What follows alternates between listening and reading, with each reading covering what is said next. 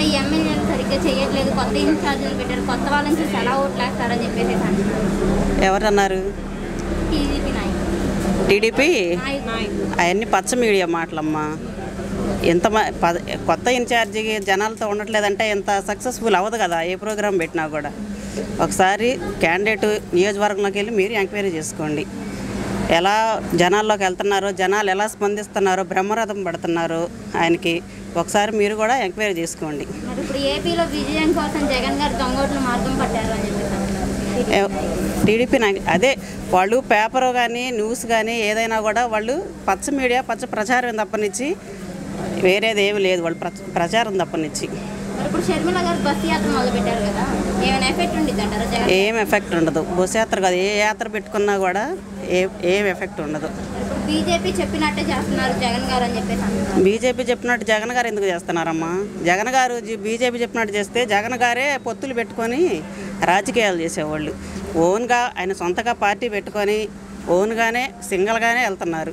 ప్రజలకి అందుబాటులో ఉంటూ ప్రజలకి ప్రతి ఒక్క పథకం ప్రతి ఒక్క కుటుంబానికి ఇస్తూ ఈ రోజుకి నెక్స్ట్ కూడా జగన్ గారే సీఎం అవుతారు. ఏపీలో అభివృద్ధి లేదు అని చెప్పేసి అంటున్నారు. అభివృద్ధి అంటే ఎక్కడ ఇంకేం అభివృద్ధి కావాలమ్మా? ఎంతకన్నా కూడా ఏమీ అభివృద్ధి కాలేదు. అభివృద్ధి అంటే ఏంటి? దేనికి అట్లా ఏ కుటుంబం అభివృద్ధి లేదు.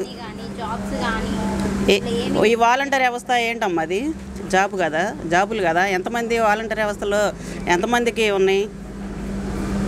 అంటే ఒక 5,000 జీతానికి ఇంట్లో గడుస్తే అసలు ఏమైనా వస్తాయా అని చెప్పేసి 5,000 జీతానికి ఇంట్లో ఒక మూలకు వస్తాయా అని చెప్పేసి 5,000 ఇంట్లో జీతానికంటే ఇప్పుడు గత ప్రభుత్వంలో కూడా ప్రభుత్వం వచ్చాక జన్మభూమి కమిటీలు పెట్టి ఆ పార్టీ వాళ్ళకే న్యాయం జరిగింది, ఇతర ఎవరికి జరగలేదు.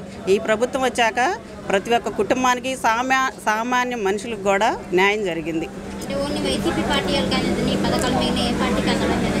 అన్ని పార్టీలు కాదమ్మా, కులం కాదు, అన్ని కులాలకి పార్టీలకి కులం అనేది మతం అనేది పార్టీ అనేది ఏమీ లేదు. అన్ని కులాలకి న్యాయం జరిగిందంటే ఇది వైఎస్ జగన్మోహన్ రెడ్డి గారు పార్టీయే. 170 సీట్లు 15 సీట్లు నీకు రావు జగన్, నేను రానివ్వను అని చెప్పి పవన్ కళ్యాణ్ గారు అంటారు. ఆయనకు ఒక ఓట కూడా రాదు, ఆయన ఒక చోట కూడా గెలవలేదు. ఆయన చెప్తే అయిద్దా? ప్రజలు నిర్ణయించాలి. కానీ మరి ఇప్పుడు షర్మిల గారు జగన్ గారి మీద పోటీ చేస్తే గెలుస్తుందంటారా? ఎవరు? నెక్స్ట్ సీఎం మళ్ళీ జగన్ అన్నే. 175 ఖచ్చితంగా వచ్చేది జగన్ గారే. వాళ్ళు చెప్పేది ప్రజలు నిర్ణయాలమ్మా, ప్రజలు నిర్ణయించాలి. వాళ్ళు చెప్తే ముందు వాళ్ళదే లేదు సరిగ్గా. ఇప్పుడు వాళ్ళు గెలుస్తామంటే వాళ్ళు ఒంటరిగా రావాలి, కానీ ఇంతమందిని కలుపుకొని రాలేరు కదా. ఇప్పుడు వాళ్ళ మీదే వాళ్ళకి నమ్మకం లేదు, వాళ్ళకే షూరిటీ లేదు. బాబు గారు నేను ఇది ప్రోగ్రాం పెట్టారు కదా, మా భవిష్యత్తుకి గ్యారంటీ అని. ఆయన భవిష్యత్తుకి గ్యారంటీలాగే నలుగురు సపోర్ట్ ఇస్తేనే ఆయన బయటకు వచ్చారు. ఆయనకే లేదు గ్యారంటీ. ఆయన జనాలకి ఏమి ఇస్తారు గ్యారంటీ?